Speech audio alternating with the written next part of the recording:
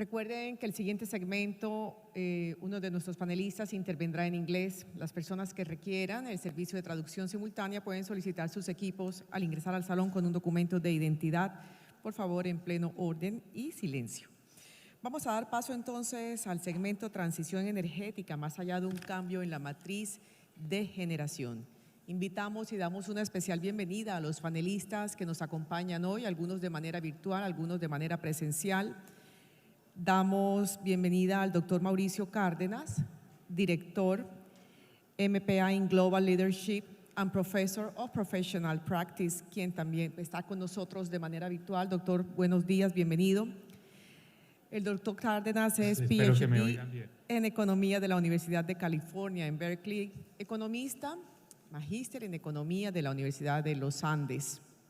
Ha sido ministro de 5 carteras en 3 gobiernos diferentes: desarrollo económico, industria y vivienda, transporte, planeación, minas y energía y por último, Hacienda y crédito público.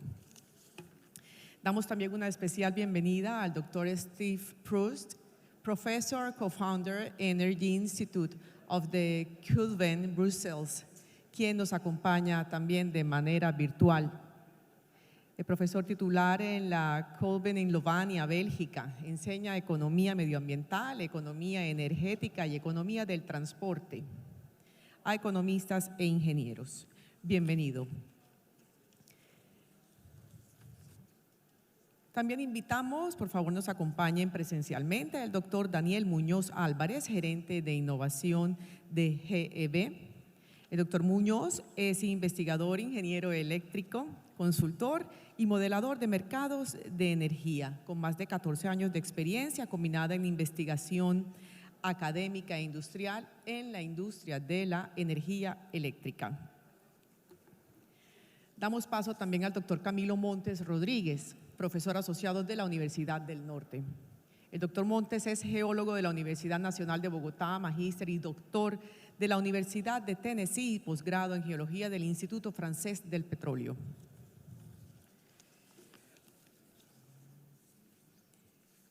Muy bien.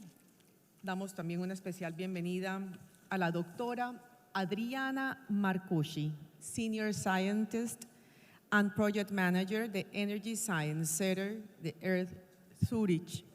La doctora Marcucci trabaja en la Escuela Politécnica Federal de Zurich desde el 2018. Actualmente trabaja en el Centro de Ciencias de la Energía como coordinadora del Sweet Cross, una actividad financiada por la Oficina Federal de Energía para la coordinación de escenarios de descarbonización a nivel nacional.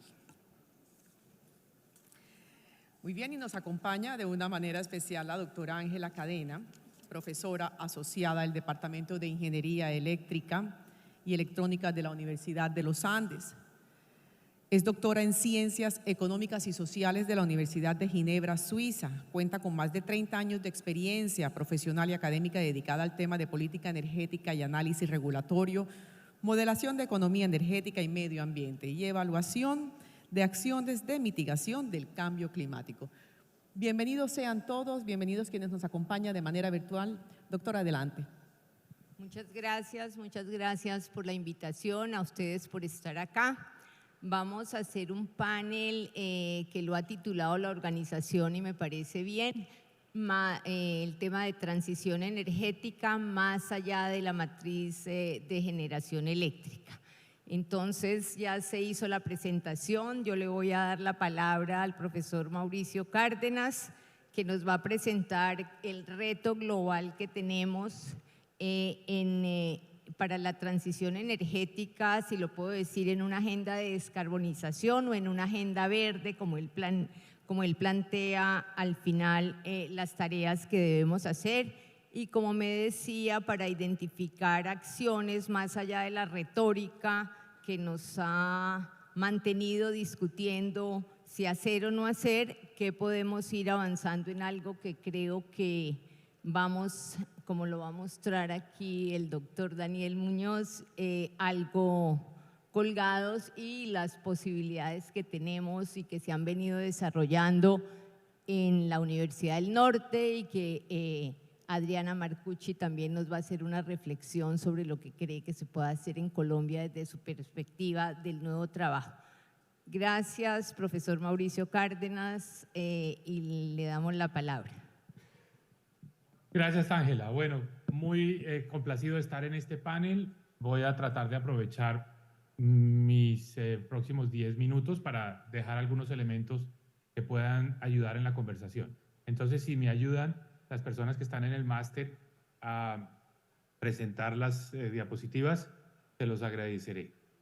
Lo primero que quiero poner sobre la mesa es que en Colombia nosotros tenemos digamos, una realidad, y es que nos hemos impuesto unas metas muy ambiciosas en materia de reducción de emisiones, quizás las más ambiciosas en América Latina, o sea, no nos ha faltado ambición.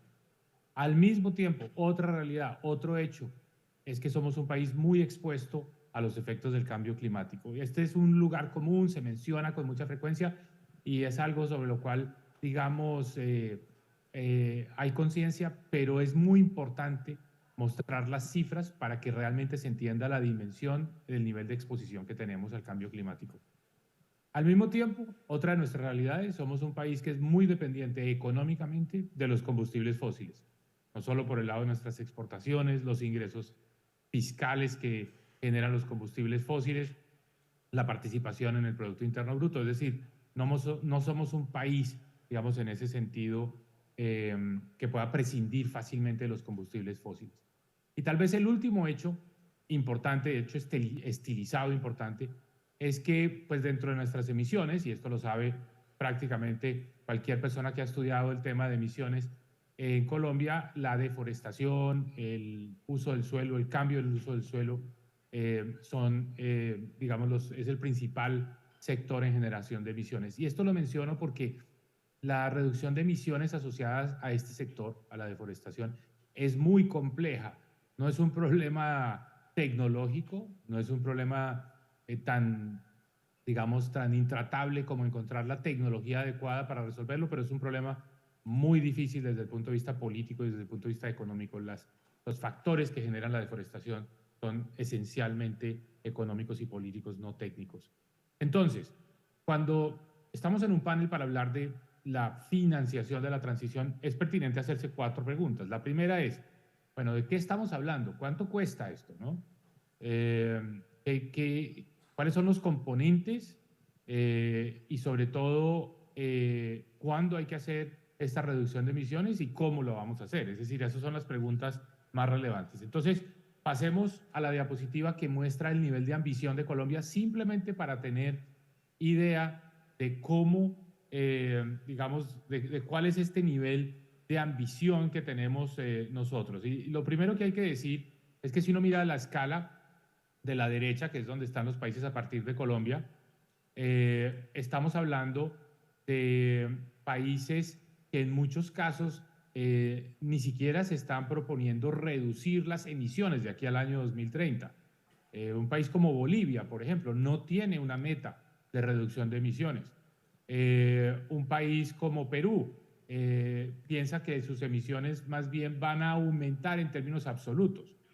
Y si nos vamos a los países grandes en términos de emisiones, Brasil, México y Argentina, pues ninguno tiene metas tan ambiciosas. De hecho, México, por ejemplo, que tiene emisiones que son fácilmente el doble de las nuestras, no tiene previsto hacer una reducción de emisiones. Ahora hablemos de la exposición, que es la diapositiva siguiente. La geografía importa muchísimo a la hora de definir la exposición climática. Los países tropicales tienen un mayor nivel de exposición.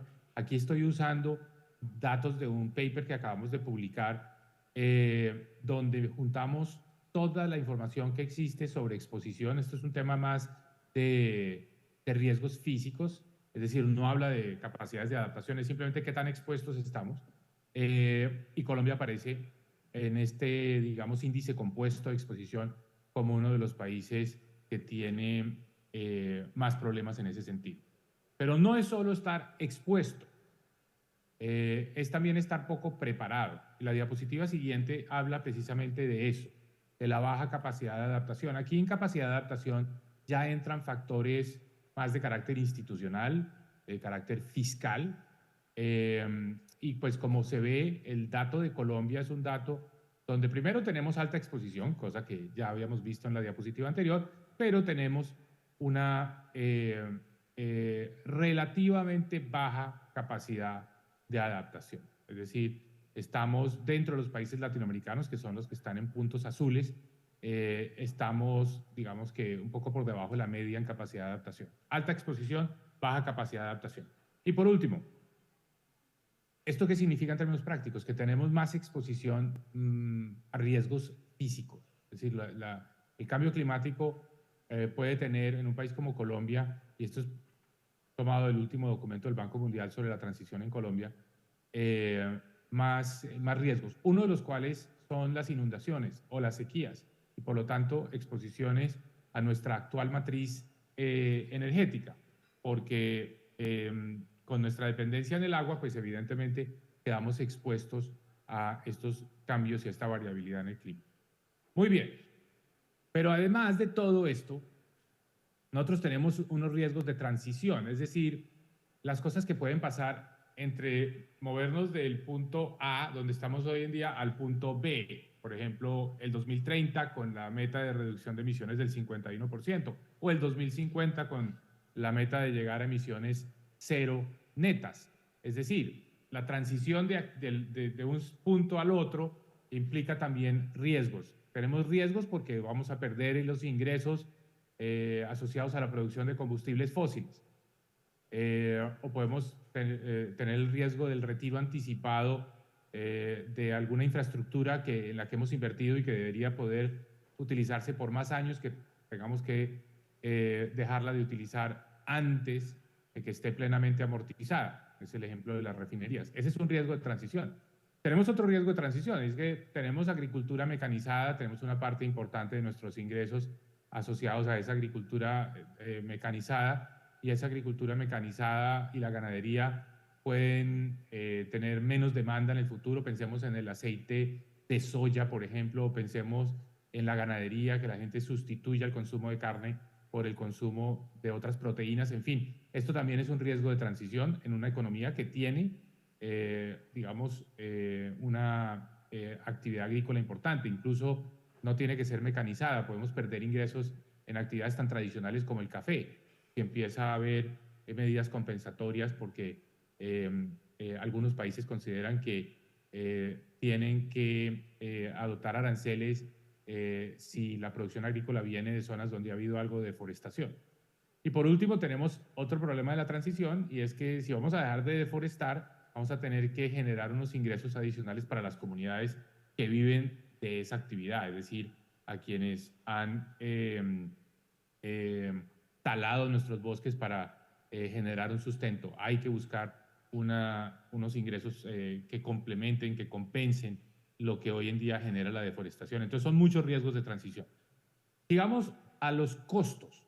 Entonces, estimar los costos de todo esto es muy complejo analíticamente, porque primero hay que decidir si vamos a mirar los costos solo de la mitigación, de la reducción de emisiones, o si vamos a incluir los costos de la adaptación también. Y ahí hay ya grandes diferencias en los datos. Pero como si eso fuera poco, también hay que decidir que a los costos les vamos a sumar los ingresos que vamos a perder. Es decir, si vamos a dejar de recibir ingresos, por ejemplo, por exportación de petróleo o exportación de carbón, eso debe ser parte de los costos de la transición. Y ahí es donde aparecen todas las gamas posibles y diferencias de cuantificaciones. Yo mismo tengo un estudio que hace el análisis para Colombia y encuentra que el costo solo de mitigación, sin hablar de adaptación y sin hablar de la pérdida de ingresos, está por el orden del 7% del PIB. Pero hay un documento reciente del Banco Mundial de julio de este año que habla de 2% del PIB, o sea, es una cifra mucho menor. Esto requiere todavía más estudio para poder entender exactamente lo que está, digamos, detrás de las metas que nos hemos impuesto. Un punto adicional es que no vamos a poder hacer todo al tiempo. Y esta gráfica que muestra un poco el perfil de cómo serían las emisiones sectoriales desde ahora hasta el año 2050 es muy elocuente, porque básicamente indica, pues primero, que el área sombreada en color morado es la más importante, que es el cambio del uso del suelo, y que es tal vez por donde nosotros tenemos que empezar a reducir las emisiones. Pero muestra también que hay unas áreas como las asociadas al transporte en una economía cuyo ingreso está subiendo, la clase media se está expandiendo, pues esas emisiones asociadas al transporte va a ser muy difícil de reducirlas porque precisamente vamos a ir a contrapelo con el incremento en la demanda de vehículos. Entonces, aquí es muy importante tener en cuenta que no todo va a ir al mismo ritmo y que nuestra prioridad está en reducir las emisiones asociadas a la deforestación. En el caso de la generación de electricidad, que es el tema que nos convoca hoy particularmente, que es el área negra de estas barras, pues lo primero que hay que decir es que no es un componente grande, ni importante, ni significativo de las emisiones. Y segundo, que sí, que hacia el año 2050 vamos a tener que haber eliminado las emisiones de gases de efecto invernadero asociados a la generación de energía eléctrica, pero es algo que se va a dar más hacia el final y más gradual, no es algo en lo que tengamos, digamos,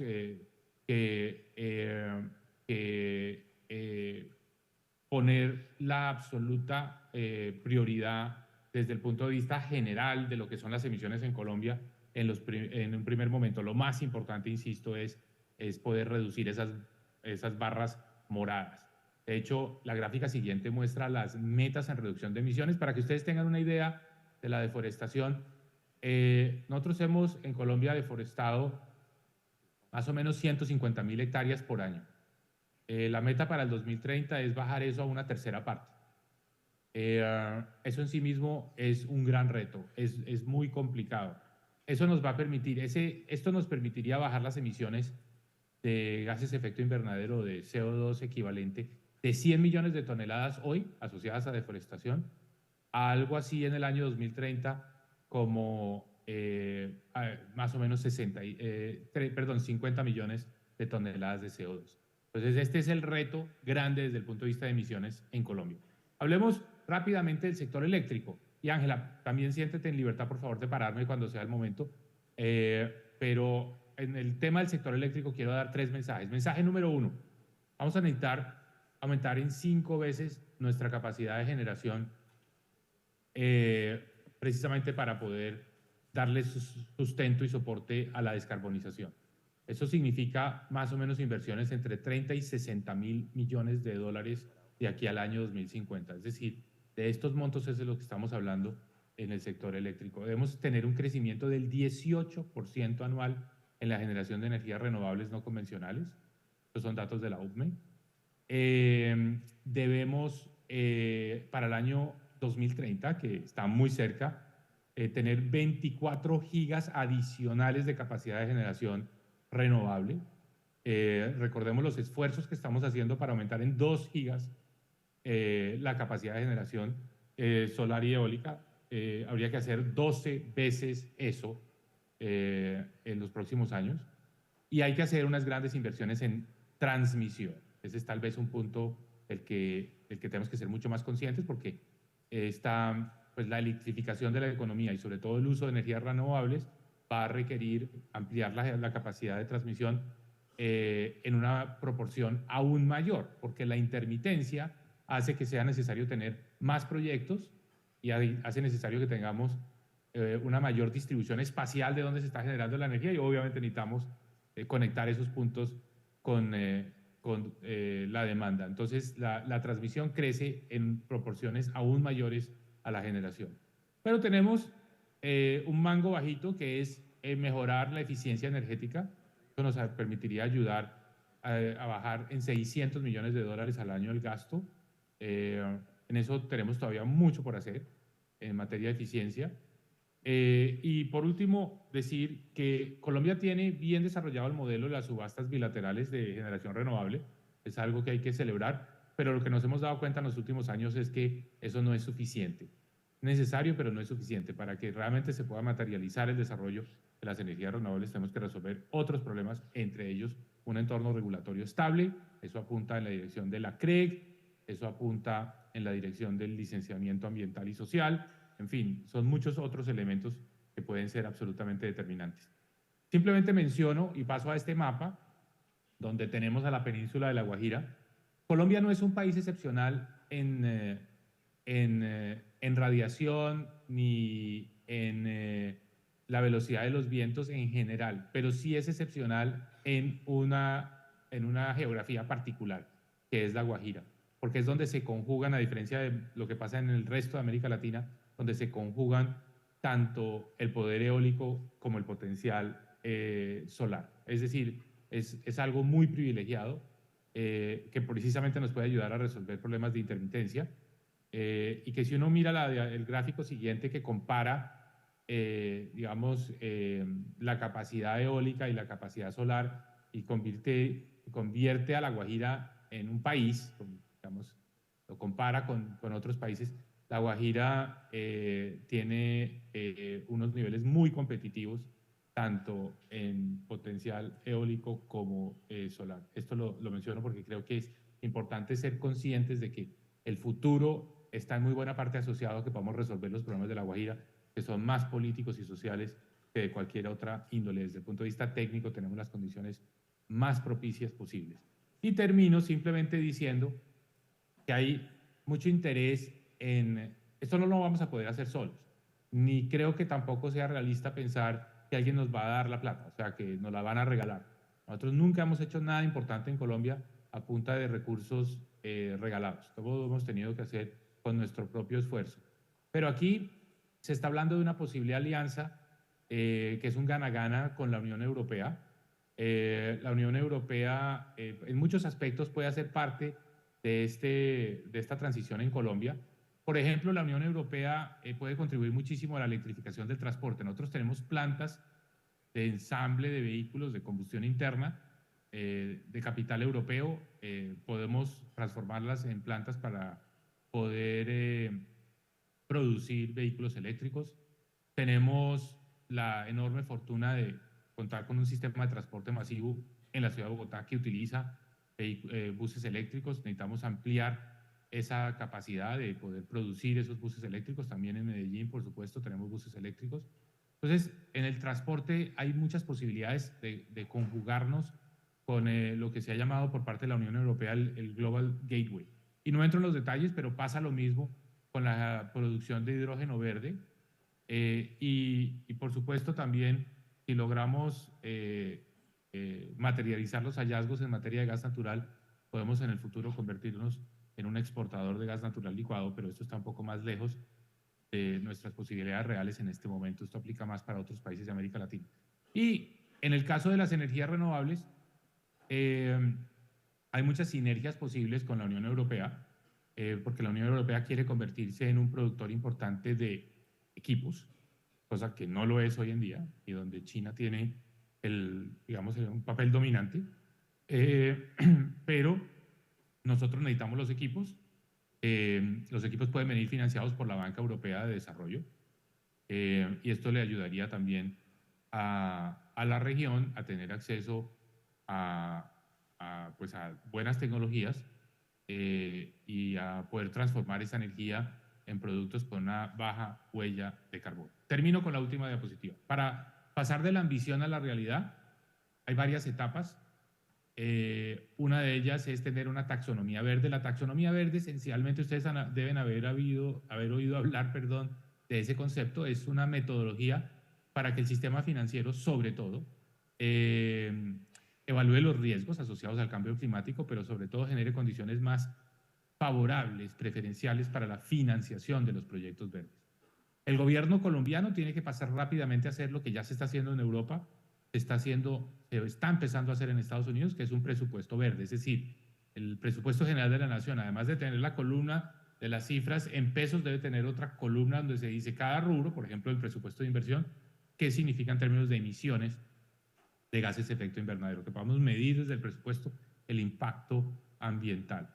Se está hablando de la posibilidad de una regla fiscal verde que dé un poco más de flexibilidad para el gasto en la transición energética. Los impuestos verdes, Colombia tiene un impuesto al carbono, pero va a necesitar aumentar ese impuesto al carbono.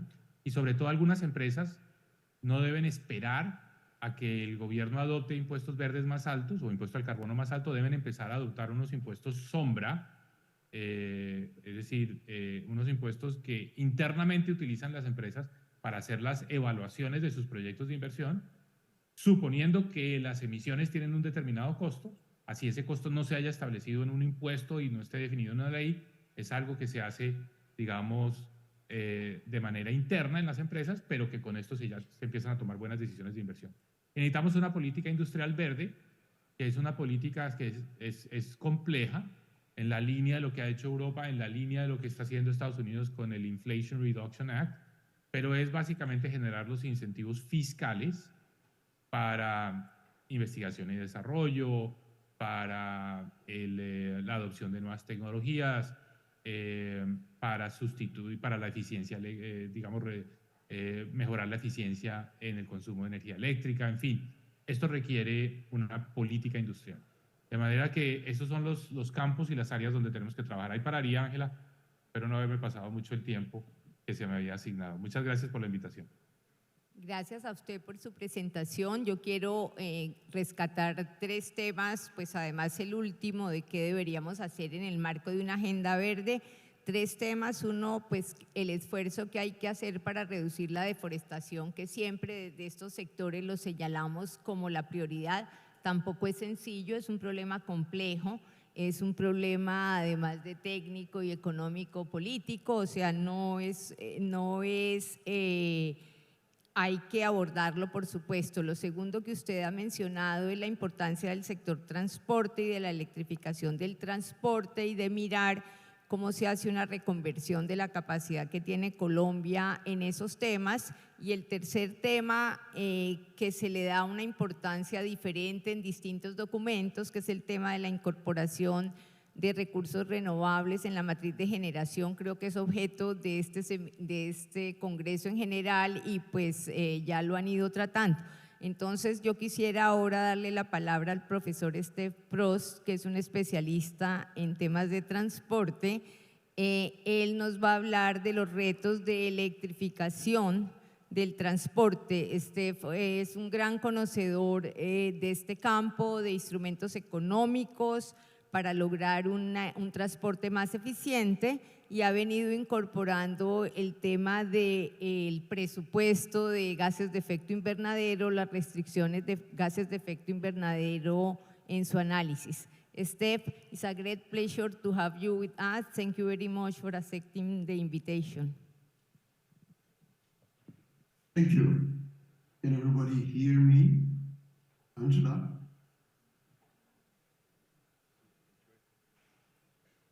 Angela, you hear me? Yes. Yes. Everything all right? Okay, thank you. Please say next for the next slide. Sorry? Yeah, okay. Thanks for this invitation to join you at your symposium. I visited Colombia maybe one week, about 5 years ago. And I worked with Colombian engineers, all very smart people. So what I will try to do, of course, it's not my task to explain you what Colombia has to do. What I will try to do is to try to draw some lessons from the mistakes we have made, the mistakes we are making in Europe on electrification or on decarbonization of the European transport market. I suggest we have the next slide, okay, where I understood. Can we have the next slide, please? Okay, there we are.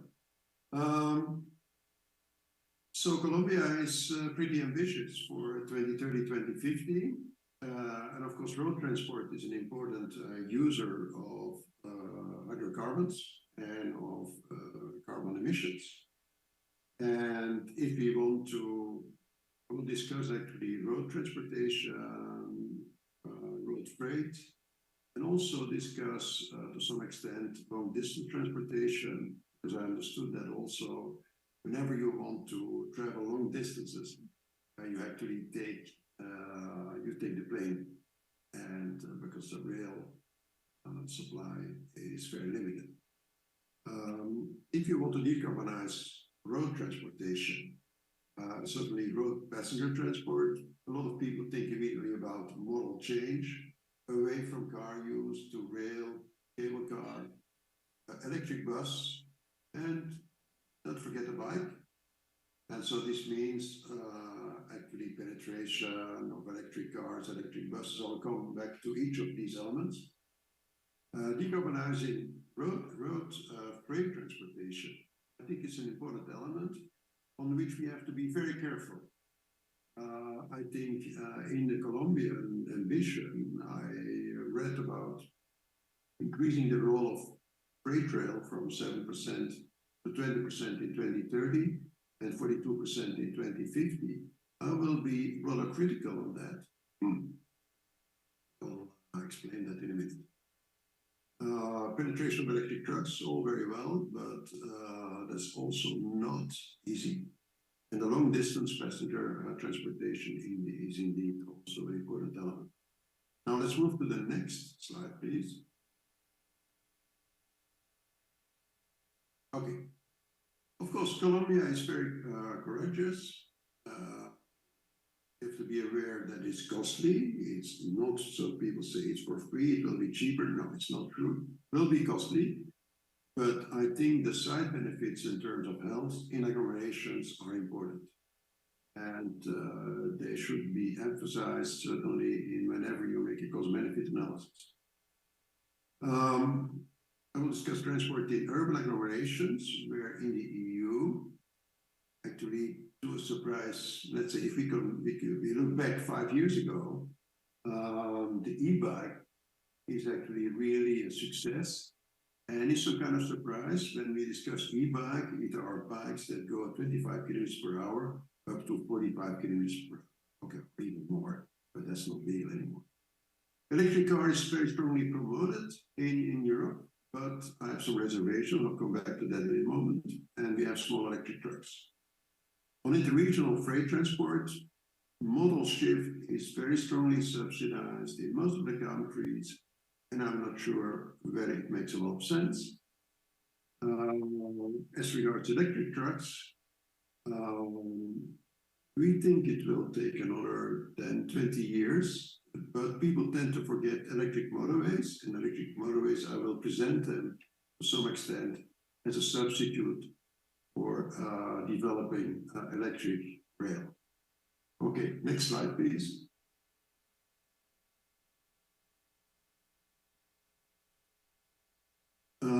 I think the role of bikes was really a surprise for many of us. So we have been saying for 20 years the bike is important, but suddenly I think the electric bike really did change things, certainly in areas with a lot of congestion. For any trip 15 to 20 kilometer up to 50 to 20 kilometer, I think it was a real success. It's actually substituting to a large extent.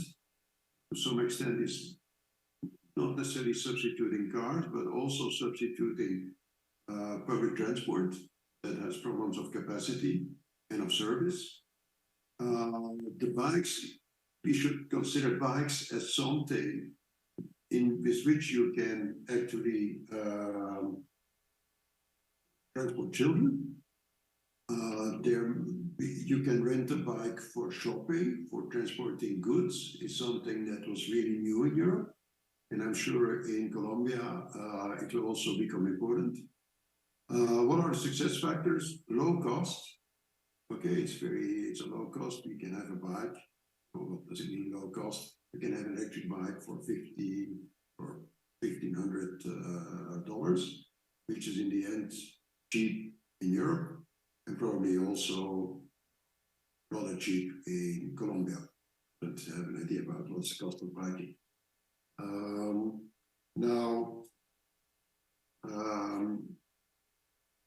It seems to be, my slides seems to be going all over the place. Okay. Of course, to make it successful, it requires a bike culture, which is not obvious, and decent bike lanes. Because if you have to use your bike in the midst of plenty of cars and buses and trucks, that will be a cause of many accidents. A lot of people will be afraid to use that bike. So having decent bike lanes is something that can take time. And you may consider replacing some of the bus lanes or some of the lanes for cars by bikes if you have sufficient number of bikes, certainly in city centers. Let's move to electric car. So it's the next slide, please. Okay. That's it. Okay.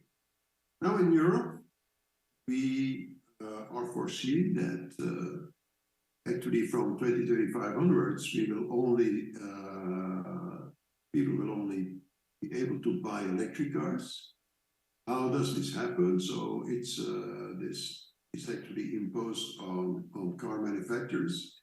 And if you impose it on car manufacturers, the only way they can really address this is to cross-subsidize electric cars and sell their gasoline cars, either stop selling gasoline cars, at least stop selling small gasoline cars, and sell them at a higher price. Of course, we are afraid of cheap EV from China, but you have to know what you want. If you want decarbonization and you want also to have cheap electric vehicles, okay, probably China has certainly a role to play. Now, don't forget that electric vehicles are still very expensive. They cost you 10,000 euro more. Of course, you can use it. So the user cost of electric cars, it's much lower. But so a lot of governments give subsidies to buy one, subsidize loading equipment, and there's a lot of tax advantages. And these tax advantages make that the use of electric cars is much cheaper than the use of a gasoline car. So it's a kind of, I consider it a little bit dangerous situation. And I did some work for the OECD on what we should do if we only have electric cars. We are not yet there, but I think it's this future is coming. Given that gasoline cars pay in Europe something like $1 excise tax per liter, this means $300 per ton of CO2. EVs pay no car use tax at all. So at some point, if you have too many EVs, you will just increase congestion a lot. And that's really a concern for everybody who is working in the transportation sector.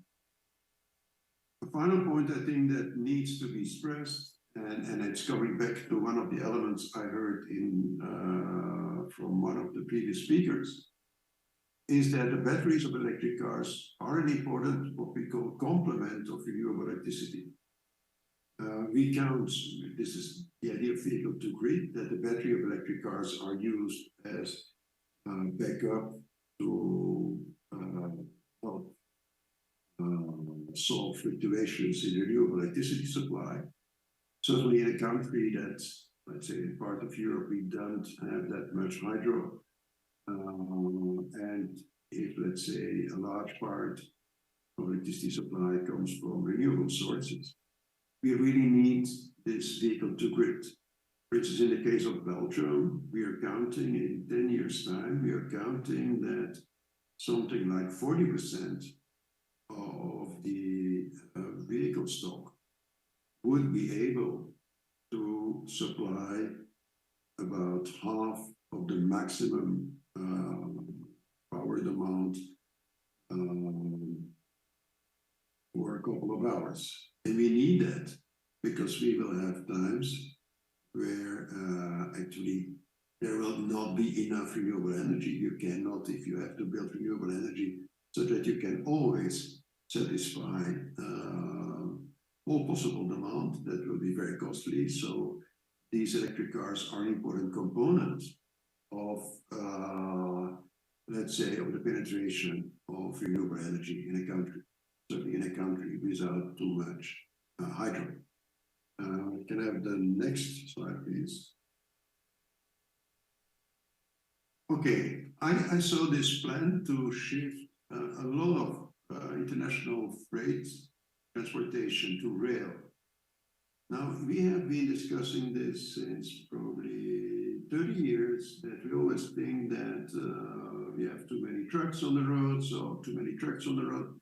Let's put them on inland waterways, let's put them on rail, and things will be solved. We have an extensive rail network, we have an extensive, let's say, network of waterways, but it just did not happen. It did not happen because the service provided by these rail service and by these inland waterways was just too slow or not adapted to the kind of production, import, export, or let's say transportation that we needed. So the result of many subsidies, a lot of incentives are very low. So I'm afraid that this objective of increasing the role of freight in rail in freight transport from 7 to 42% is not realistic. Now, I don't know exactly what are the type of products you will transport in Colombia, but I think this is a question I think you need to raise. Can I have the next slide, please?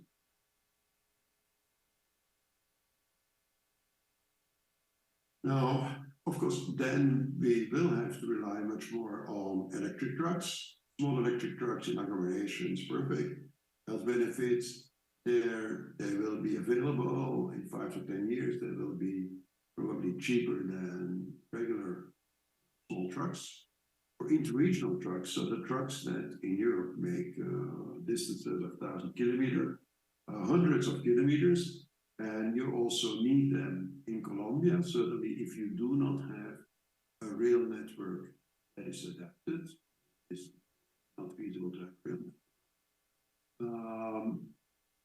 I think personally, we are working on the idea of our cost-benefit analysis of electric motorways for the most important links. What is an electric motorways? Can I have the next slide, please? So these are the electric motorways. So this is an example of Siemens. You may say, yeah, okay. So producers of trucks believe in this technology. Not everybody believes in that technology. But this technology has some advantage. The main advantages of this type of technology is that you have actually, you can work with a much smaller battery. If you only rely on a battery, you will need enormous battery. They will take away part of the payload. So you will have problems. You will have to stop after a couple of hours to reload the truck. And so that will be costly. And given that Colombia does not yet have does not have an extensive electric rail network, I was thinking that this could be an option that I did not see in that plan, but maybe interesting for Colombia. Okay, I may be completely wrong, but it's worthwhile to make a small cost-benefit analysis of this type of technology that has several advantages. And okay, it's worthwhile looking at that question. Can I have the next slide, please? Big question is still interregional passenger transportation. I did not make long trips in Colombia, but I understood that many long trips are just made by plane. In the EU, we have a high-speed rail, and that's an option, going at 300 kilometers per hour. We have already a network, extensive network. But for the user, it's still a more expensive option than a trip by air. You can say air transportation is subsidized. I don't think it's really true. In Europe, everything which is all hydrocarbons that are used in air transportation have to pay for the emission permits. The emission permits cost you between 70 and 100 euro per ton of carbon, $100 per ton of carbon. And normally this €100 per ton of carbon is linked to the overall objective in the EU to have a net zero emissions in 2050. So this €100 will probably gradually increase over time. But given that permits are bankable, so it's kind of financial asset, this €100 is already taken into account of the possible options to decarbonize in industry and steel generation in the coming years, the coming 10 years. For the moment, the EU is really pushing for a blending mandate for sustainable aviation fuels. Sustainable aviation fuels can be biofuels. Sustainable biofuels can be what are called e-fuels. E-fuels based on hydrocarbon mixed with some carbon atoms and in the carbon molecules. And then you're putting them together in some kind of chemical process. You can have a fuel that is an alternative for kerosene. But again, it's an option that is pushed, receives a lot of subsidies. I'm afraid it's not a good policy. Actually, so the blending will attenuate the carbon pricing signal. You will not make the same effort to make airplanes more fuel efficient. And the small computations I've made, and it's my pleasure to send them to you, is that the welfare cost is much higher than the welfare cost of a simple carbon tax. I think these are the main messages I wanted to convey to you. Don't forget, I'm a non-expert about Colombia. I just gave you a couple of lessons coming from European perspective. Thank you.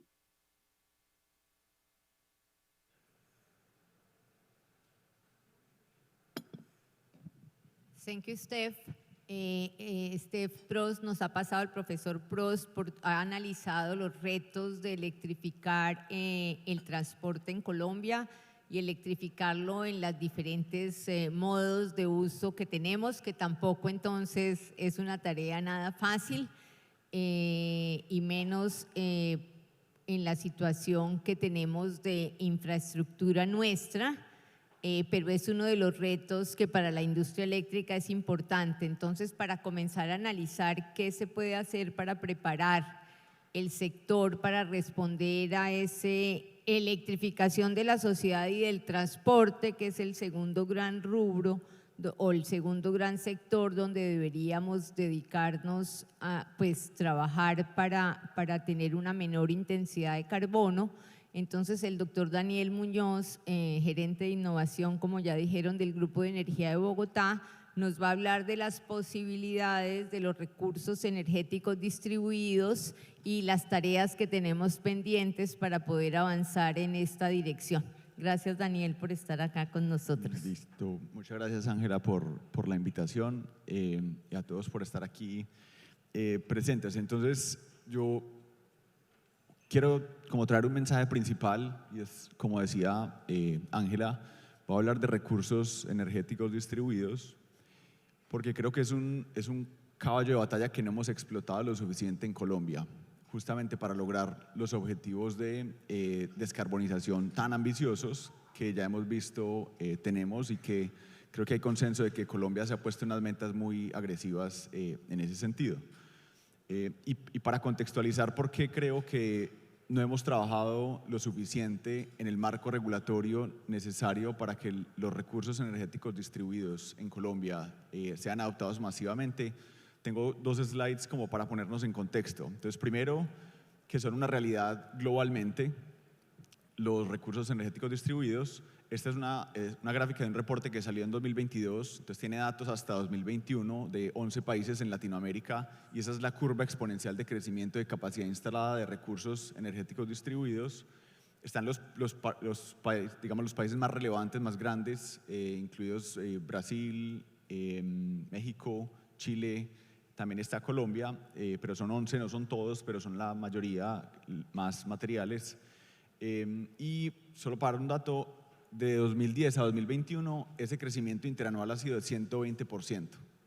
Entonces, esa curva de crecimiento es global y en Latinoamérica es muy real que está creciendo muy fuertemente y que no hemos hecho acción regulatoria suficiente.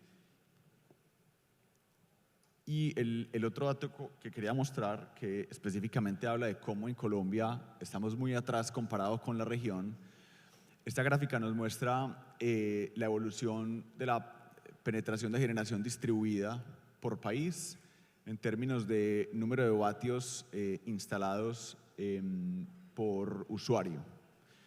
Y si tratan de buscar a Colombia en esa gráfica, es difícil encontrarlo porque es una línea casi plana, de las más bajas de todas, que solamente está después de Argentina. Entonces, la más bajita de todas que puedan ver, esa es Colombia, y más o menos tiene una penetración de 5 vatios de capacidad instalada por usuario. Nos ganan el resto de países, como digo, en el estudio, otros 10, entonces excepto Argentina, el resto están por delante de Colombia, y eso habla de algo muy crítico que tenemos que hacer en Colombia si queremos que realmente la generación distribuida pueda ser un vector que nos ayude a lograr las metas que tenemos de descarbonización en el país. Y para hablar, pues ya, como entrar un poquito más a profundidad de algunas acciones que creo que deberíamos tomar en Colombia para ayudarle a la generación distribuida y en general a los recursos energéticos distribuidos realmente a masificarse. Entonces voy a hablar de unas cositas acá, que es, primero, el marco regulatorio de transmisión y distribución lo necesitamos adaptar para ese nuevo paradigma. Si bien hoy en día, o bueno, por lo menos a 2021, teníamos una penetración de generación distribuida de menos del 1%, no sé hoy en día bien, porque no he podido revisar los números, pero hoy en día seguramente estamos todavía en un número muy bajito, muy por debajo del 5%. En el futuro, si hablamos de 2030, 2040, y ahorita el colega de XM nos hablaba de generación distribuida 2029 y nos hablaba de, no recuerdo, más o menos 3 gigas, 2 gigas, en un país con una capacidad instalada de 20 gigas más o menos. Vamos a estar hablando de números más importantes, pero si pensamos en 2050, definitivamente el sistema que vamos a tener, el paradigma que vamos a tener puede ser totalmente diferente al que nos imaginamos hoy. Y ahí la generación distribuida y los recursos distribuidos van a tener mucha más relevancia. Entonces, desde ya tenemos que empezar a pensar en ese paradigma si queremos estar bien preparados en términos institucionales y regulatorios para ese paradigma. Y algunas de las cosas que podemos hacer son, tenemos que empezar a transformar los modelos de negocio de las empresas del sector, empezando por esos retornos regulados basados más en desempeño, ¿cierto? Menos en el costo del servicio o en el volumen de ventas. Eso habla muy específicamente para transmisión, para distribución, sobre todo para distribución, pero ese modelo de negocio que actualmente es el paradigma en distribución, lo tenemos que empezar a transformar y orientarlo más hacia indicadores de desempeño. Segundo, necesitamos ensayar, es difícil, esos cambios regulatorios, sobre todo cuando hablan de compensación, son difíciles. Generar tarifas, estructurar tarifas es complejo, pero necesitamos ensayar mecanismos alternativos. No tenemos que cambiar toda la regulación, pero sí podemos ensayar con proyectos específicos modelos regulatorios de compensación. Eso lo hacen otros reguladores en otras jurisdicciones. Nosotros todavía, yo siento que hablamos mucho de areneros regulatorios, pero no hacemos mucho y necesitamos hacer más en ese sentido. Por último, algo muy similar, necesitamos hacer ese tipo de pilotos regulatorios para remunerar inversiones en nuevas tecnologías. Entonces hay muchas tecnologías que sabemos que nos van a servir tanto para permitir la integración de renovables como de generación distribuida, que las empresas en este momento no tienen incentivo y no son capaces de arriesgarse tampoco a hacerlo por su propia cuenta, pero definitivamente el marco regulatorio podría ser más favorable para que en proyectos específicos podamos aprobar este tipo de tecnologías. Y ahorita voy a hablar de algunos ejemplos de esas tecnologías, entonces no las menciono ya. Y aquí entonces cambio, el segundo punto son, ya para ser más específico, más concreto, voy a dar como algunos ejemplos de mecanismos de política pública o de regulación que nos pueden ayudar en esa transición energética, quizás muy enfocado al mensaje principal que quiero traer, y es ese rol importante que pueden tener los recursos energéticos distribuidos. Entonces, en generación, y quizás este es el que menos tiene que ver con esto, pero, y ahorita lo hablábamos, necesitamos mercados mucho más sofisticados. El mercado mayorista lo necesitamos mucho más sofisticado, necesitamos mercados intradiarios, mercado de tiempo real, necesitamos tener servicios complementarios más sofisticados en donde, por ejemplo, tecnologías como el almacenamiento puedan realmente entregar todo el valor que pueden entregar al sistema, pero también monetizarlo. Sin ese tipo de mercados, esas tecnologías no van a lograr los ingresos necesarios para que sus modelos de negocio sean realmente bancables y puedan entrar al mercado. Y más en el diseño, en el acceso al mercado mayorista, necesitamos, y esto sí es importante para los recursos energéticos distribuidos, necesitamos modificar las reglas de participación en el mercado mayorista para que nuevos agentes como agregadores y plantas híbridas puedan participar de acuerdo a sus tecnologías. Entonces el mercado cada vez lo tenemos que adaptar para que sea más agnóstico a la tecnología y pueda realmente entregar todo el valor que le pueden entregar. Entonces estos dos nuevos agentes o tipos de agentes, de agregadores y plantas híbridas, que con plantas híbridas me refiero a proyectos solares con almacenamiento, proyectos eólicos con almacenamiento, necesitamos abrir el mercado para que puedan participar. En transmisión, muy breve, hay una cantidad de nuevas tecnologías que las personas que están más en el mundo de transmisión las conocen seguramente muy de cerca y ahí hay una lista, pero en cuanto a, por ejemplo, desde la agencia, desde la UPME, desde la planeación, necesitamos ser conscientes que hay nuevas tecnologías que no son solo tender líneas de transmisión, que nos pueden ayudar a maximizar el uso de la infraestructura de transmisión que ya tenemos. Para dar un ejemplo está la capacidad dinámica de líneas, capacidad dinámica de transformadores o Dynamic Line Rating, que ya en otros países lo están considerando como una de las herramientas que tienen los planeadores para optimizar la planeación de largo plazo de transmisión del país. Pero no hay incentivos en este momento en el marco regulatorio para que las empresas de transmisión o cualquiera que quiera participar propongan este tipo de tecnologías a los ejercicios de planeación del país. Entonces esa es otra. Y en distribución y comercialización, y con esas cierro, en distribución, como decía ahorita, es quizás la actividad económica de la cadena de valor en donde más cambios vamos a ver por este motor de la descentralización y de los recursos energéticos distribuidos. Y ahí tenemos mucho que hacer. El rol principal que tenemos que asegurarnos que pase en distribución es que podamos habilitar y animar el mercado de recursos energéticos distribuidos. Y para lograr eso podemos hacer muchas cosas. Y ahí hay como una lista de ejemplos de lo que podemos hacer. Primero necesitamos poder publicar información relevante para que el mercado se anime. Si solamente el distribuidor conoce el detalle de las redes de distribución, la capacidad de alojamiento de diferentes recursos energéticos distribuidos en cada circuito de media tensión y de baja tensión de la red, esa información es supremamente valiosa para que los instaladores, los desarrolladores de proyectos de generación distribuida puedan saber a dónde quieren llegar, a dónde deben llegar, para que sean lugares en donde realmente no van a afectar la operación de la red, sino que todavía hay espacio suficiente para su despliegue. Entonces, esa información, acceso a la información es fundamental para que sea transparente y para que el mercado pueda funcionar. También otro mecanismo muy fácil que se está utilizando en otras jurisdicciones es utilizar los recursos energéticos distribuidos como una herramienta más en la planeación de la expansión de la red de distribución.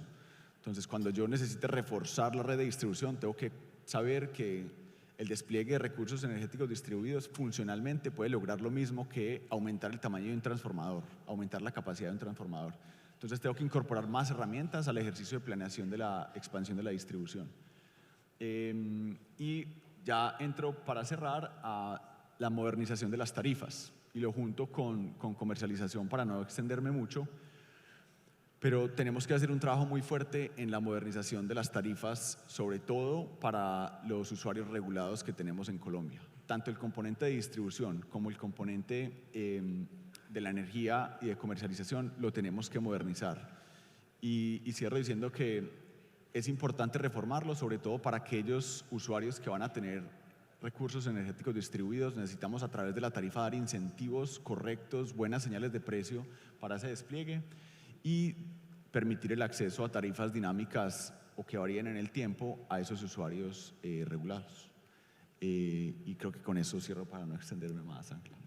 Gracias, Daniel, muy gentil por tu presentación. No sé si sea mi impresión, ahora que estoy saliendo de la caverna, aunque no quiero salir de la caverna, pero siento que llevamos pegados mucho tiempo muchos años pegados hablando de temas de cómo expandir la red de transmisión y cómo prepararla para la entrada de renovables.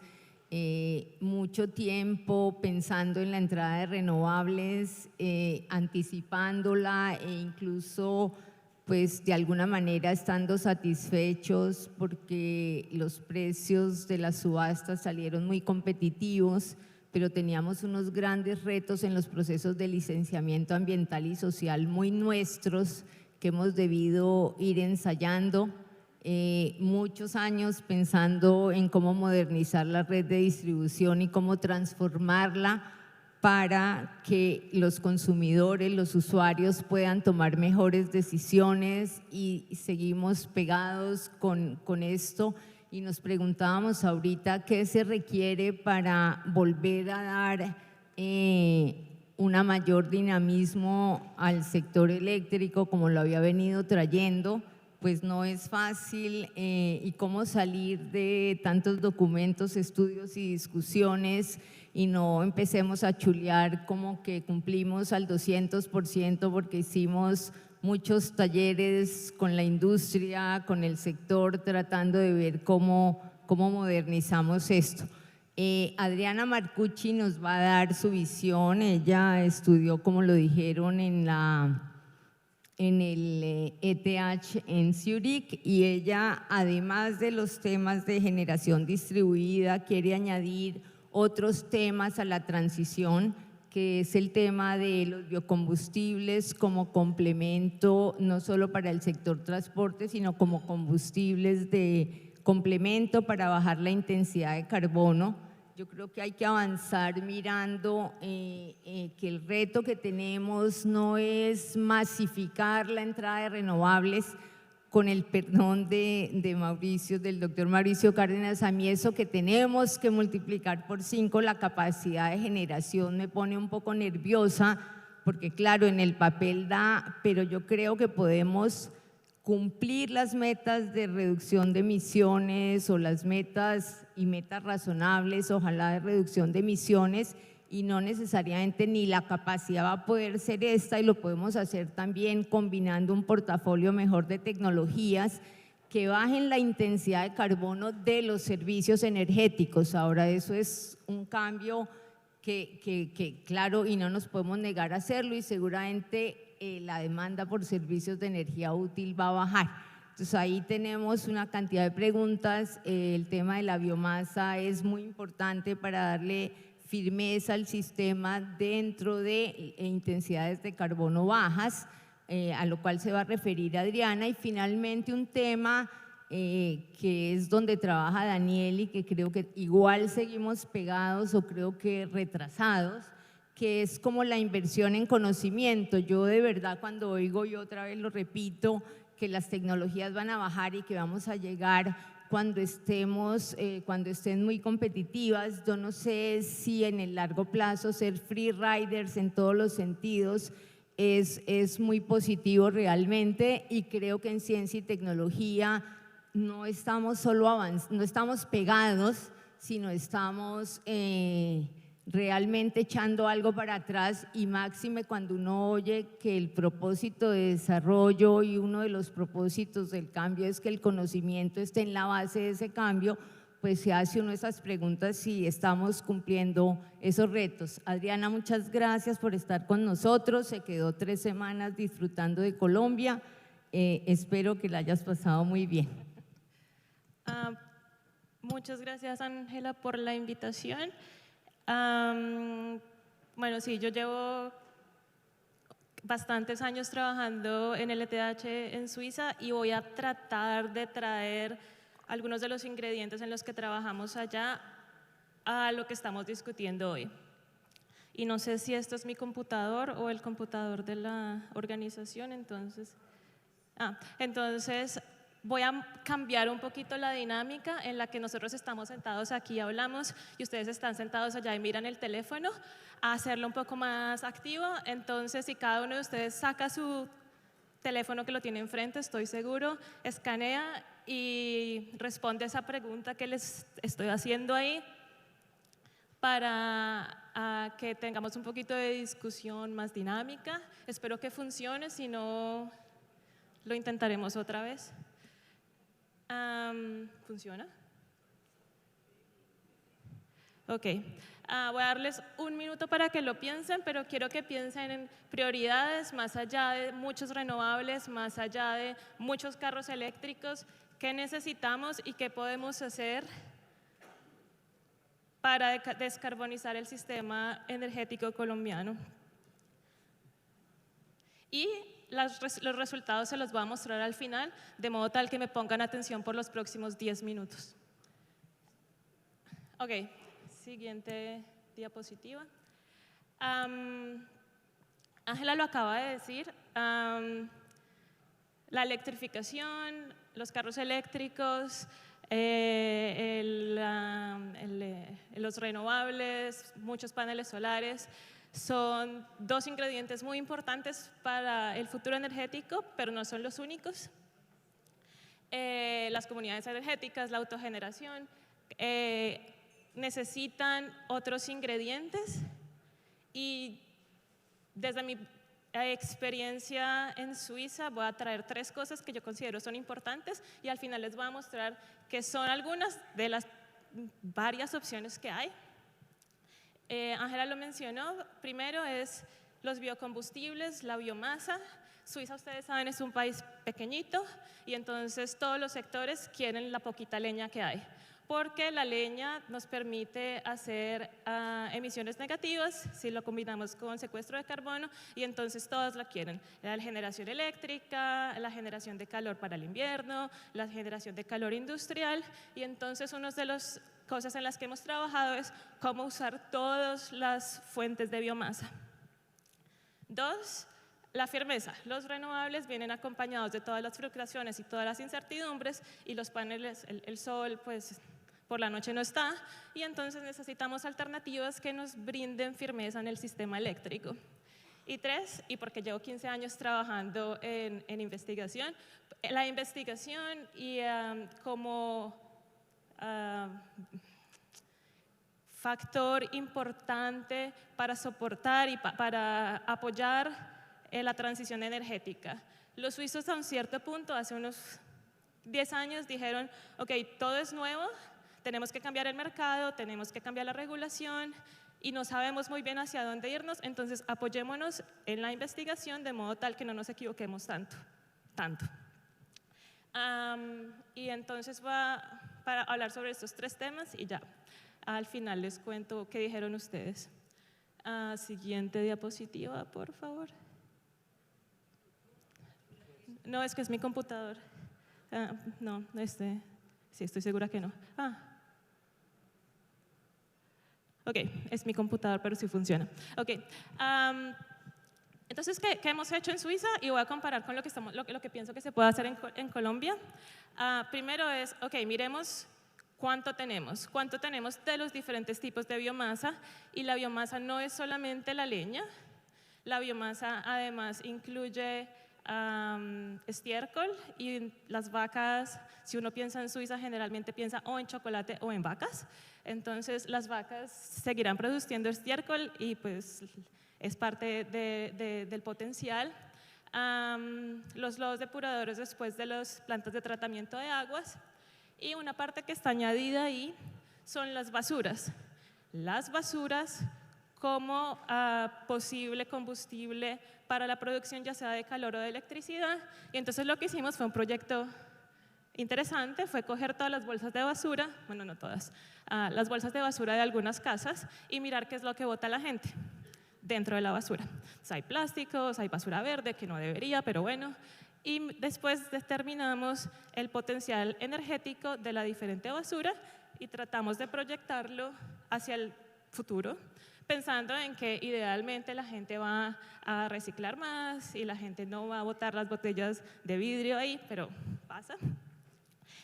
Y una vez determinados diferentes tipos de biomasa, potencial energético, entonces hablamos con los expertos en tecnologías con biomasa y les preguntamos, ok, ¿qué se puede hacer con eso para el uso energético? Entonces descubrimos cosas muy interesantes como dependiendo del contenido de agua de la biomasa es más eficiente usarla. Por ejemplo, la leña es más eficiente quemarla porque tiene poquita agua, entonces podemos producir calor o electricidad, mientras que los depuradores no tendría sentido quemarlos, tienen mucha agua y pues ustedes, me imagino, alguna vez se han intentado quemar una leña muy mojada o una madera muy mojada, no funciona muy bien. Y de esta manera, entonces, el gobierno está intentando utilizar los recursos que tiene de la manera más eficiente, no solamente para producir electricidad, porque claro, no se trata solamente de la generación eléctrica, sino también para producir calor, que es afortunadamente un problema que no tenemos en Colombia, no tenemos estaciones, no nos tenemos que preocupar por calentar a la gente, pero el calor sí se usa en la industria y la industria también tiene que decarbonizar sus procesos. Ahora, esto es Suiza, muy bien. ¿Qué pasa en Colombia? El doctor Cárdenas al comienzo nos dijo, la deforestación es un problema muy grande, tenemos que reducir la deforestación para reducir las emisiones de gases de efecto invernadero a un número como, no me acuerdo cuántas toneladas al año, hectáreas al año. Yo diría que eso tiene que venir acompañado de, ok, ¿cuál es el potencial sostenible que podemos usar de leña? No cortarlo todo, pero sí sabemos que los árboles vuelven a crecer para poderlo usar en usos energéticos. No necesariamente cocción, como es lo que se está haciendo ahora, pero de pronto calor industrial o producción de electricidad. Ahora, llevo en Bogotá 5 semanas, como dijo Ángela, y los problemas de basura son terribles, y el manejo de basuras y el uso de los residuos como vector energético es una oportunidad. Ahora es un problema, pero podría ser una oportunidad. Recojamos las basuras, decidamos si quemarlas o si ponerlas en un relleno y lo podemos utilizar para producir limpia energía. Ahora tenemos también estiércol, bagazo, cascarilla, etcétera. ¿Cómo podemos? Primero, calculemos cuánto tenemos. Segundo, determinemos cuáles son las posibles rutas que podemos utilizar. Segundo tema que acompaña obviamente la generación distribuida y los renovables es la firmeza. Y de pronto, bueno, el primero, hay dos opciones que están siendo discutidas en Suiza y que creo que son pertinentes en Colombia. Uno es usemos las termoeléctricas. Entonces, quememos algo, ya sea leña, basura, gas, carbón e incluso hidrógeno, y con eso le damos firmeza al sistema eléctrico. Pero claro, esto necesita captura de almacenamiento de carbono si estamos hablando, especialmente si estamos hablando de combustibles fósiles. Entonces, ¿qué se ha hecho en Suiza y qué haría falta acá? Entonces, bueno, primero necesitamos mirar cuánta inversión se requiere para modernizar las termoeléctricas de modo tal que tengan captura de carbono. Pero además necesitamos hacer algo con el CO2 que capturamos. Tenemos que almacenarlo en alguna parte. Hubo 2 estudios en Suiza. El primero dijo, ok, tenemos 2.6 gigatoneladas de CO2 como potencial para almacenar, y 5 años después dijeron, no, mentiras, son solamente 50 megatoneladas de CO2, que es casi nada. Entonces, la segunda pregunta fue, ok, entonces intentemos construir una red europea, porque los noruegos tienen gran capacidad para almacenar el CO2, de modo tal que entonces exportamos el CO2 que capturamos, pagamos y alguien más lo tiene almacenado. Bueno, la capacidad de almacenamiento de CO2 en Colombia, no sé cuánto sea, y no sé qué posibilidades hay de tener una red colombiana de almacenamiento, de modo tal que transportemos entre las diferentes plantas, o incluso una red sudamericana de transporte de CO2. La segunda, y me gusta mucho verlo en las diapositivas de XM, son las plantas de bombeo. Entonces, Suiza y Colombia tienen geografías similares, mucha agua para generar electricidad y montañas. Entonces, si tenemos 2 embalses y bombeamos el agua cuando la electricidad es barata, cuando tenemos mucho sol, podemos utilizar después esta agua que está almacenada para generar electricidad en los momentos en que ella escasea o que el sol no está. Suiza acaba de abrir una planta gigante de almacenamiento con una capacidad de 900 megavatios, a propósito. Tercero, y es como donde siento que las diferencias entre Suiza y Colombia son más grandes, es la investigación. Las políticas energéticas suizas, por decisión del gobierno, vienen acompañadas de proyectos de investigación. El proyecto en el que yo trabajo, que durará 10 años, es pagado por el gobierno buscando cómo hacer la transición energética. Solamente por comparar, puse ahí cuánto es el presupuesto en Colombia público para la investigación y cuánto es en Suiza. Ustedes pueden leer los números. Pero yo creo que eso también nos implica, como decía antes la presentación de XM y del doctor Cárdenas, tenemos que definir entonces prioridades, en dónde nos vamos a centralizar para la investigación, y de trabajar con la industria también daría oportunidades de tener recursos adicionales no necesariamente públicos. Pero una cosa en la que el gobierno suizo ha decidido centrarse es, ok, la investigación tiene que ir más allá de modelos y potenciales teóricos y tiene necesariamente que trabajar con la industria o con las personas, porque las personas al final son las que tienen que invertir o las que tienen que cambiar su comportamiento, y todos los proyectos de investigación actuales tienen que venir acompañados de proyectos de piloto y de demostración, de modo tal que no se quede en un paper, muy bien, o en un reporte, sino que todo venga acompañado de, ok, esta es la tecnología, esta es la ruta de biomasa, voy a probar si funciona, entonces lo hacemos a mayor escala, si no funciona, probemos algo diferente. Esto también implica que los proyectos son a largo plazo. Un proyecto de 2 años no nos da la oportunidad de hacer estos proyectos piloto, dándole prioridad a los doctorados, que creo que aquí es un poco diferente, y esto permite una continuidad en el desarrollo de la investigación. Último tema, y también está relacionado con lo que tuviste antes, la grandísima importancia de datos abiertos de todas partes. Yo, cuando hice mi doctorado, creo que gasté 3 de los 4 años buscando datos, y el siguiente estudiante doctoral probablemente gastó 3 de los 4 años buscando exactamente los mismos datos.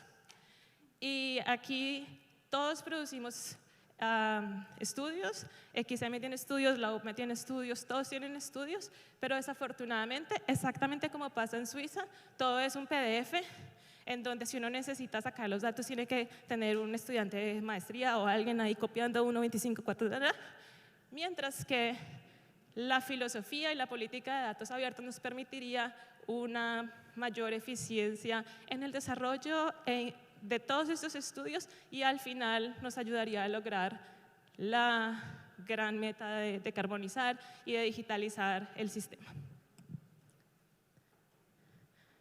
Ahora, esto fue lo que ustedes dijeron. Probablemente la regulación, eficiencia energética, conciencias más a nivel personal, tenemos que concientizar a la gente. Hay un montón, las miraré todas, pero esto demuestra además, yo mencioné 3 cosas que estoy importando desde afuera. La eficiencia energética, sí, es muy importante, y eso es exactamente con lo que quiero terminar. El DNP, en el Plan Nacional de Desarrollo, dijo: la ciencia y la tecnología son un habilitador de la transición, y yo estoy convencida de eso. Pero no es solamente copiar y pegar porque Dinamarca está haciendo o porque la Unión Europea está haciendo copio y pego, porque Colombia tiene características únicas que necesitan atención e investigación, y necesitamos definir las prioridades. Ustedes acaban de decirlo, eficiencia energética, yo no lo tenía ahí, pero es importante. La biomasa, la firmeza, la flexibilidad, vamos a usar hidrógeno, sí y dónde, o no, y entonces no dónde. Cómo involucrar a la población, cómo hacer que los usuarios tengan confianza, sean activos, estén dispuestos a dar sus datos sobre cuándo consumen y cuándo prenden la lavadora. La desigualdad y sus efectos, que en Colombia es muy importante, y cómo decía Daniel antes, los cambios en la regulación y el mercado que son importantísimos para que todo funcione. Y pues con eso, creo que eso es todo lo que tenía que decir por hoy. Adriana, muchas gracias, y con el perdón de los organizadores, ella quiso hacer un pequeño cambio involucrando a los asistentes de la reunión porque le impactó un poco cómo somos de trabajadores y estamos todo el tiempo en el celular, en el computador y escuchando la charla. Entonces quería tenerlos un poquito más presentes cuando hiciese su participación. Gracias, Adrián. Y finalmente, para seguir con el tema de la investigación y el desarrollo, yo creo que la transición energética, vuelvo y lo repito, para mí es migrar de combustibles, procesos y formas de uso de la energía de mayor intensidad de carbono a menor intensidad de carbono. Siempre lo hemos visto y bueno, es el tema que se ha trabajado y por eso estamos un poquito al lado, más allá de las discusiones de cómo cambiamos la matriz de generación eléctrica, que básicamente yo la he visto y vuelvo y repito cómo maximizamos la incorporación de sol y viento, están correlacionadas, pero no es la única solución y plantea retos enormes. Y el tema de eficiencia energética, que le podemos discutir otro panel, yo creo podemos discutirlo en otro panel enormemente. Claro, la energía hay que usarla mejor y posiblemente el tema de considerar la externalidad de los combustibles fósiles va a hacer que haya un cambio en precios relativos y una reacomodación en las formas como producimos. Pero por el momento yo creo que Colombia lo que espera es que haya un crecimiento mayor de la demanda, no quiere decir que la mal usemos. Posiblemente ese cambio en precios relativos nos va a llevar posiblemente a una reducción en las demandas de servicios de energía útil, pero yo creo que Colombia tiene todavía retos muy grandes con unos consumos per cápita realmente paupérrimos, y mi voto, como me lo han dicho, no es siempre aumentar el consumo de energía, pero realmente creo que por lo menos lo vamos a doblar en los próximos años y sí, tenemos que hacerlo de manera eficiente. Pero bueno, eso era una explicación para la respuesta de la pregunta de Adriana.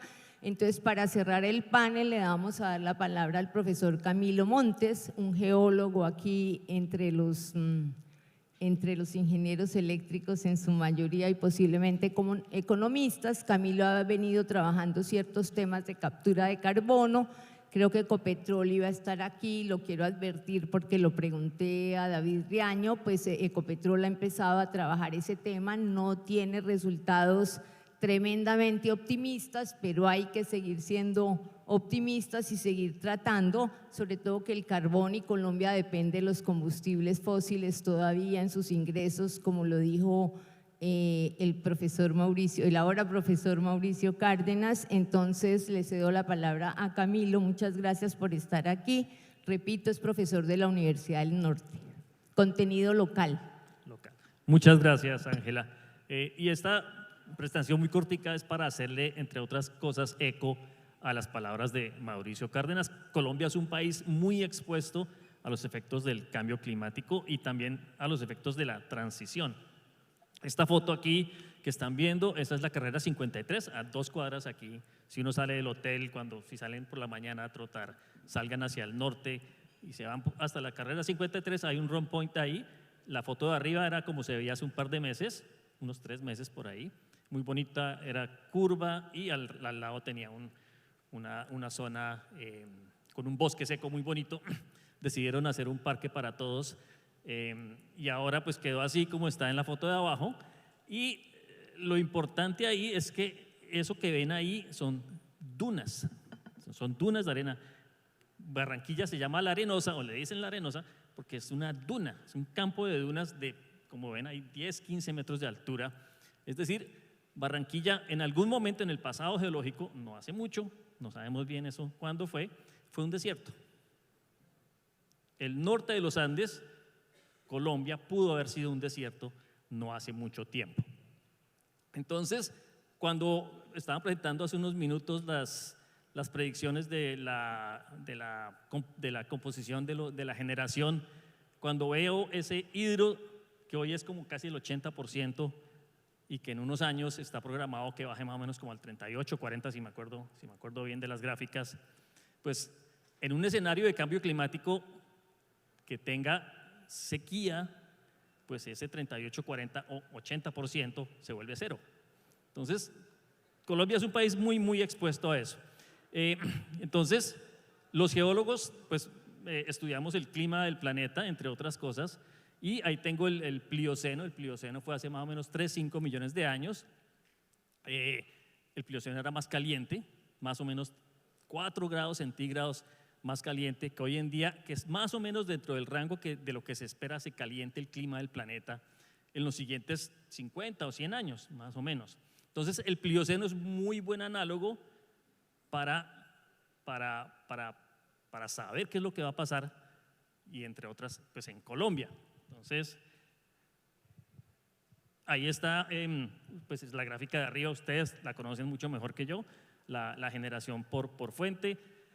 Con la entrada de Hidroituango vamos a estar cercano al 80%. Cuando uno mira los planes de la UVME, eso pues sigue creciendo claramente. Y ahí está Peter Molnar, murió recientemente. Él es el geofísico, geólogo. Él fue el Crafoord Prize del 2014, que es algo así. Los geólogos no tenemos premio Nobel, pero está el Crafoord Prize, que también lo da la Academia Sueca, y se lo dieron por sus contribuciones a el campo de clima y tectónica. ¿Cómo funciona el clima del planeta? ¿Por qué funciona como funciona? Una de las cosas que él dice en algunos de esos artículos es que el Plioceno pudo haber tenido un niño permanente. Entonces, yo sé que va a haber una sesión más tarde hablando del niño aquí en este congreso. Muy interesante ver qué va a pasar, porque siempre decimos, es como si planeamos para el siguiente niño y sabemos que más o menos cada 7 años llega un niño. De vez en cuando llega más fuerte, a veces no, a veces de pronto falta, pero si nos estamos preguntando qué pasa si hay un niño permanente. Obviamente esto no es una certeza científica, esto es una hipótesis. En ese niño él lo que hace es comparar las teleconexiones que hay y se da cuenta que en el Plioceno, cuando el clima del planeta era más caliente, hay ciertas similitudes entre el niño de esa época y lo que pasaría hoy, y pues claramente se ve que el noreste de Brasil, Colombia y Venezuela efectivamente son mucho más secos. Entonces yo sí quisiera saber cómo hacemos, cómo haríamos en ese caso en el que en el futuro cercano, en las siguientes décadas, el niño se nos vuelva permanente. Y ahí es donde yo pienso que hay unas aberraciones. Yo sé que Ángela no está de acuerdo conmigo, pero a mí sí me parece aberrante que para el apagón del 92, y ahí están las exportaciones colombianas abajo, exportaciones de carbón, para el 92, que ya estábamos apagados, estábamos exportando carbón para que otros lo quemaran y generaran energía. En el 2016, yo sé que algunos de ustedes se acuerdan, el presidente Santos nos estaba pidiendo que ahorráramos energía porque estuvimos al borde del apagón, estuvimos muy cerquita, pero no tanto. Y seguíamos exportando montones de carbón. Entonces, en mi opinión, Colombia debería ser como Vietnam o como la India, de pronto, que han reclamado su derecho a quemar carbón, pues porque es lo que tienen. La India está construyendo montones de plantas generadoras. Vietnam, encima de los renovables, también está creciendo en carbón, entonces está creciendo en todas las direcciones. Y en Colombia no, en Colombia hay estas, yo creo que ustedes conocen mucho mejor que yo los ejemplos de las plantas como la Luna, que se llegó a la subasta y la engavetaron, que era una planta para generar una termoeléctrica en Boca de Mina usando el carbón de la cuenca del Cesar Ranchería. Otro ejemplo que también podríamos mirar es Japón. Pues Japón le tocó apagar todas las plantas nucleares y en este momento pues está construyendo más plantas de carbón, está mirando alternativas, algunas hasta locas, que es como quemar 20, 30, 50% con amoníaco. Obviamente la amonía hay que traerla de alguna parte, hay que generarla, entonces tiene un montón de problemas. Entonces, ¿qué puede hacer Colombia? ¿Cuáles son cuáles pienso yo que pueden ser las opciones de Colombia? Una es captura. Entonces, podemos hablar muchas cosas de captura. La captura en general, se habla de captura con tecnologías digamos, complejas. Esta no, esta es Enhanced Rock Weathering, que es meteorización ayudada o meteorización incrementada de rocas. Es un proceso natural, es una solución basada en la naturaleza, que ocurre todos los días. Las rocas se alteran, reaccionan con la atmósfera y al reaccionar capturan carbono. Es de muy baja tecnología. Lo único que hay que hacer para acelerar el proceso es moler las rocas y usarlas como fertilizante en tierras de agricultura. Colombia tiene muchas tierras de agricultura. Entonces ahí está más o menos la ecuación que ocurre. Los silicatos de magnesio reaccionan con el CO2 atmosférico y lo capturan en forma de bicarbonato, que eventualmente llega a las aguas oceánicas, donde se captura de manera permanente en forma de conchas. Y como les digo, funciona como un fertilizante, entre otras porque modula la acidez del suelo. Los suelos tropicales son casi todos ácidos. A los agricultores no les gustan los suelos ácidos porque se les mueren los cultivos, entonces tienen que usar caliza, roca caliza para modular la acidez, que además emite. Entonces, si uno en lugar usa este tipo de rocas, elimina esa emisión y captura carbono, que además se podría negociar en el mercado de bonos de carbono. ¿Qué estamos haciendo en Uninorte? Pues en Uninorte estamos haciendo pilotos. Sabemos que este proceso funciona más rápido en el trópico, pero no sabemos cuánto, no sabemos las tasas de reacción en el trópico. Entonces estamos haciendo unos pilotos pequeños, quisiéramos hacer pilotos más grandes en el futuro cercano y pilotos a largo plazo. Aquí hay unos datos preliminares de unos pilotos que hicimos con suelos tropicales del norte de Colombia, en el que aplicamos rocas máficas. Estos son para suelos de ganadería, y medimos el flujo de CO2 y medimos el pH. El pH efectivamente parece que se está modulando y el flujo de CO2 efectivamente disminuye, pues porque está siendo capturado por el suelo. Obviamente nos falta mucho, estos son datos preliminares y queremos hacerlo pues a más largo plazo. Entonces, esos son cálculos de servilleta realmente. Colombia tiene 48 millones de hectáreas de cultivos de muchos tipos, 4.8 son, digamos, mecanizados, y un montón de ganadería. 81% de esas 48 millones de hectáreas son en ganadería. Entonces yo me pregunto, si intervenimos 9 millones de esas hectáreas y aplicamos rocas máficas, en este caso habría que aplicar entre 1 a 5 kilogramos por metro cuadrado, podríamos capturar algo así como 0.3 toneladas de CO2 por cada tonelada de roca máfica. Este es digamos, el escenario más conservador. Con ciertos tipos de rocas uno puede capturar 1 a 1, es decir, por cada tonelada que aplica, captura 1 tonelada de CO2. Con eso podríamos negar las emisiones del país al año, 81 millones de toneladas. Esas son las emisiones sin contar el cambio del uso del suelo y la deforestación. Entonces, son datos grandes, son volúmenes grandes. ¿Qué necesitaríamos? Pues necesitamos 67 millones de metros cúbicos de rocas máficas. Uso un cubo como de 400 metros de lado, 400 por 400, 4 cuadras. Eso es lo que movía Cerrejón en un mes, cuando estaban dando a todo vapor. Uno se preguntará cuántos son las emisiones de minar, moler y transportar esa roca. En Brasil se han hecho cálculos que puede ser entre 0.5 y 3%, con distancias muy grandes de transporte, y pueden llegar a costar hasta $50 por tonelada de roca máfica.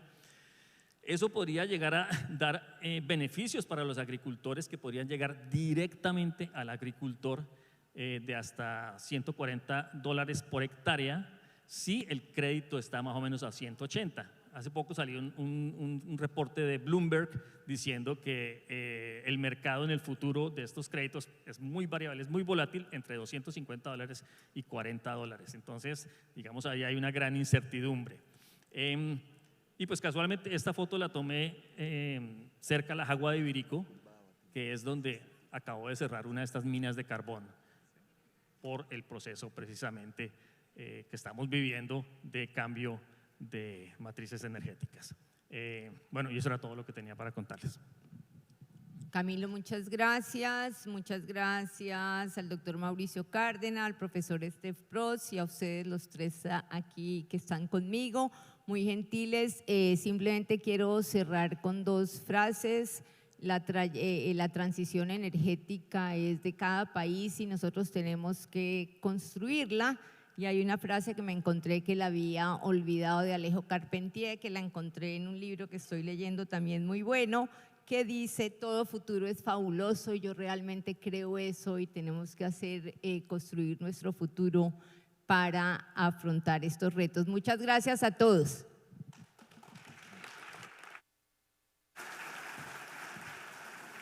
Muchísimas gracias a la señora